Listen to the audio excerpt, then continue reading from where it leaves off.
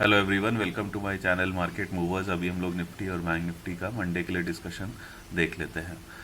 अगर हम फ्राइडे वाले दिन देखेंगे तो एक हमको ग्रीन रंग की कैंडल मिली थी। थर्सडे वाले दिन एक बहुत बड़ा गैप डाउन हुआ और बहुत बड़ा नीचे की तरफ करेक्शन आया था मार्केट में करीब 5% का, और उसके बाद हमको एक ग्रीन कैंडल देखने को मिली है।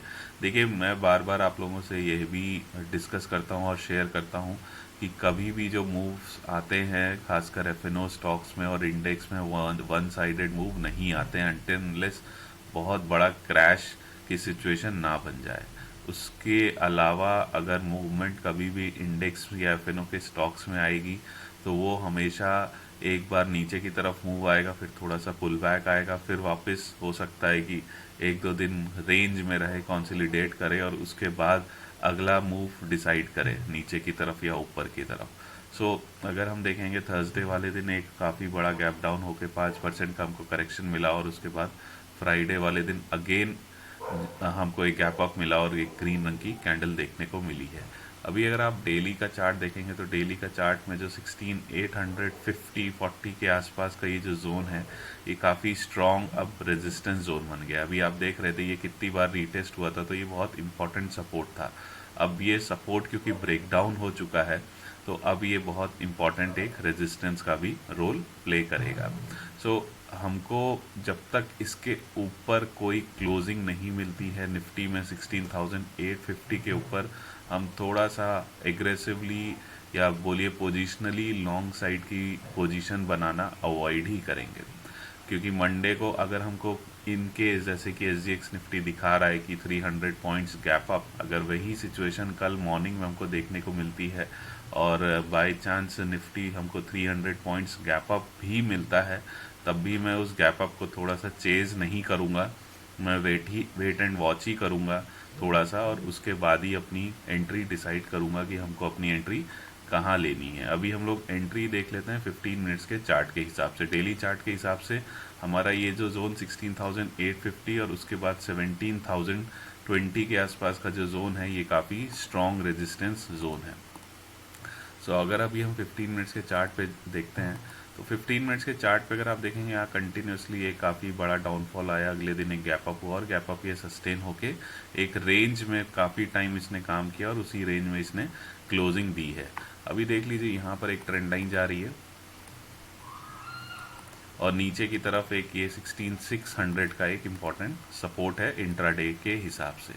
अभी हमारी क्या प्लानिंग होनी चाहिए? अगर मान लीजिए निफ्टी इसी जोन के बीच में कहीं खुलता है, 16,680 से लेके 16,600 के आसपास, और खुलने के बाद ये वाला जो स्विंग है 16,717 इसको ब्रेक करता है, 16,720 को ब्रेक करता है, तो हम अपने टारगेट्स 16,800, 840 और उसके बाद 1700 और 720 के टारगेट्स एक्सपेक्ट कर सकते हैं।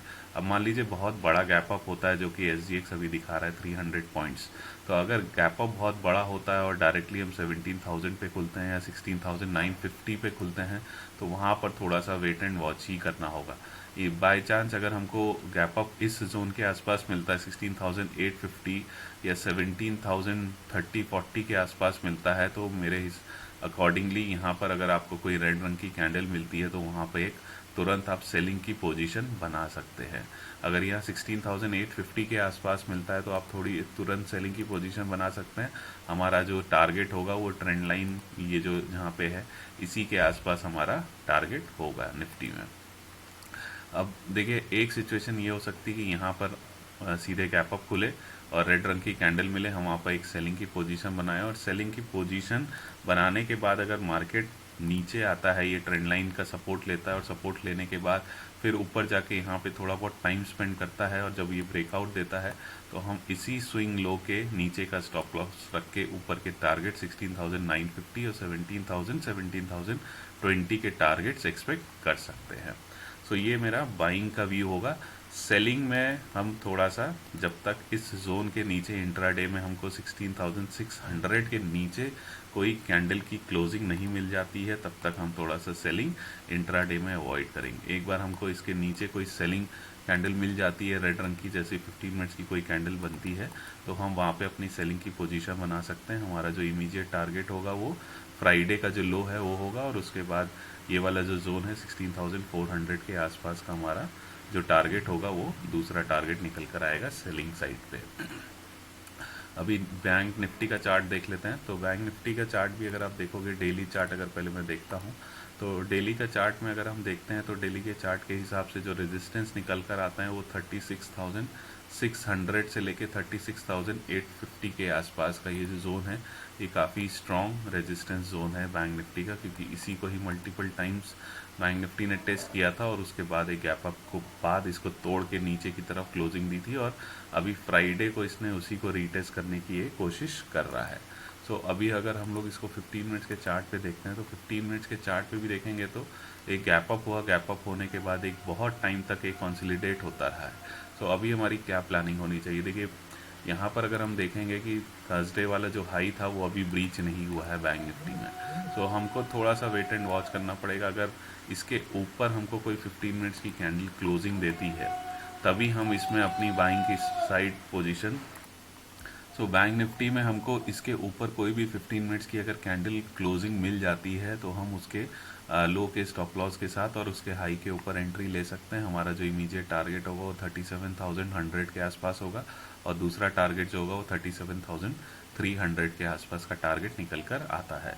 अब मान लीजिए कोई बहुत बड़ा गैप अप हमको मिल जाता है और सीधे बैंक निफ्टी 37,000 के आसपास ही खुलता है। मान लीजिए यहाँ पे जो जोन है, ये वाला जो रेजिस्टेंस जोन है 37,100 के आसपास या 37,300 के आसपास, इस जोन पे खुलता है तो आप इमीडिएटली अपनी एक सेलिंग की पोजीशन बना सकते हो। जैसे ही आपकी रेड रंग की कैंडल आपको मिलती है वैसे ही आप उसके लो को ब्रीच होने पर आप अपनी सेलिंग की पोजीशन बना सकते हैं। अभी जैसे निफ्टी में मैंने डिस्कस किया था, तो इसके हिसाब से अगर हमको यहाँ पर कोई मान लीजिए 37,050 या 100 के आसपास कुछ रेड रंग की कैंडल मिलती है और उसके बाद सेलिंग होती है 5 मिनट्स के बाद, तो अगर ये मार्केट यहाँ पर आता है तो यहाँ पर एक सपोर्ट ले सकता है, और सपोर्ट लेने के बाद अगर ये यहीं पे फिर से टाइम स्पेंड करता है तो आप इस स्विंग लो के नीचे का स्टॉप लॉस लेके इसमें जैसे ही ब्रेकआउट आता है तो आप 37,300 के टारगेट्स के लिए इसमें बाइंग की पोजीशन भी बना सकते हैं। सेलिंग के लिए जब तक ये वाला जो स्विंग लो है 36,250 के आसपास, इसके नीचे अगर हमें जब तक कोई 15 मिनट्स की कोई कैंडल नहीं मिलती है तब तक हम सेलिंग की पोजीशन नहीं बनाएंगे। जैसे ही अगर हमको कोई 15 मिनट्स की कैंडल मिलती है तो हम वहाँ पे अपनी सेलिंग की पोजीशन बना सकते हैं। हमारा थर्सडे का जो लो है वो हमारा टारगेट होना चाहिए। पहला टारगेट 36,000 का होना चाहिए और दूसरा टारगेट 35,800 के आसपास दूसरा टारगेट होना चाहिए। मान लीजिए एक बहुत बड़ा गैप डाउन खुल जाता है तो वहाँ पे हम थोड़ा सा प्राइस एक्शन का वेट ही करेंगे, उसके बाद ही हम डिसाइड करेंगे कि हमको कहाँ पर अपनी एंट्री लेनी है। तो ये मेरा बैंक निफ्टी का व्यू है इंट्राडे बेसिस पर। अभी एक बार थोड़ा सा अगर हम वीकली चार्ट डिस्कस कर लेते हैं। वीकली चार्ट अगर हम बैंक निफ्टी का देखें और निफ्टी का देखेंगे, निफ्टी का एक बार पहले देख लेते हैं। तो निफ्टी का अगर आप वीकली चार्ट देखोगे तो यहाँ पर एक डबल टॉप टाइप का फॉर्मेशन बन रहा है जो कि अभी ब्रीच नहीं हुआ है, जो कि ये वाला जो जोन है 16,410 का। डेली चार्ट पे अगर आप देखोगे तो ये वाला लेवल ब्रीच हुआ था, बट समहाउ फ्राइडे की क्लोजिंग इसके ऊपर ही हुई है।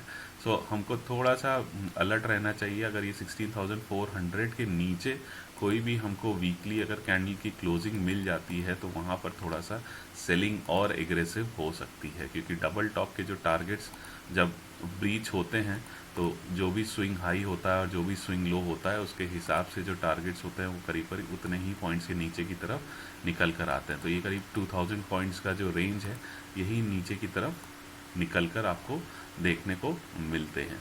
सो बट उसके लिए अभी हमको कंफर्मेशन के लिए वेट करना पड़ेगा। 16,400 के नीचे कोई strong bearish candle weekly chart पे जब तक क्लोज नहीं होती है वहाँ पे थोड़ा सा हमको, तभी उसके बाद हम थोड़ा सा हमको कॉशियस होना पड़ेगा मार्केट को लेके। एक बार अगर आप डेली चार्ट देखोगे तो डेली चार्ट में भी अगर आप देखो तो यहाँ पर एक डबल टॉप टाइप का स्ट्रक्चर बना था।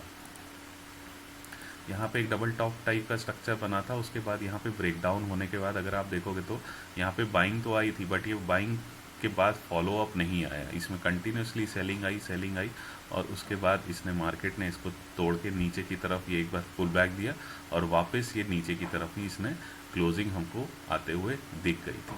तो देखिए डबल टॉप जब भी कोई स्ट्रक्चर बनता है तो उसका आइडियल स्टॉप लॉस जो होता है वो उसका स्विंग हाई जो होता है, जब तक उसके ऊपर हमें क्लोजिंग नहीं मिल जाती है तब तक ये डबल टॉप का जो व्यू है वो वैलिड बना रहता है।